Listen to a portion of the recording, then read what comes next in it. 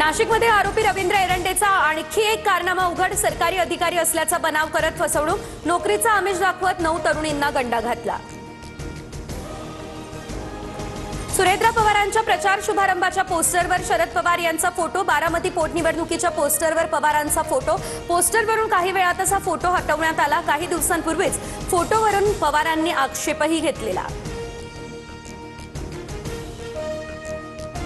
सुनेत्रा पवारांच्या प्रचाराचं कोणतंही आमंत्रण आलेलं नाही. बारामती पोटनिवडणूक बिनविरोध व्हावी अशा आमच्या शुभेच्छा होत्या.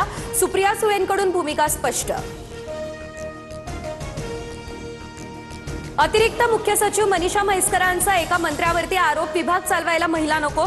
एका मंत्र्यानं असं म्हटलं. म्हैसकर यांचा 2023च्या महायुती सरकारमधील एका मंत्र्यावरती हा आरोप.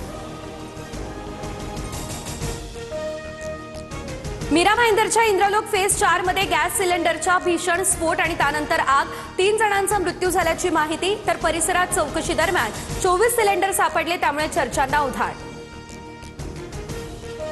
बोरीवली पश्चिम मध्ये नाला साफसफाईमध्ये मोठा गैरप्रकार समोर. रात्री नाल्यात दगडमाती टाकून दिवसा गाळ काढल्याचं काम. कंत्राटदाराकडून पालिकेची फसवणूक. गोराई रोडवरील या घटनेचा व्हिडिओ समोर.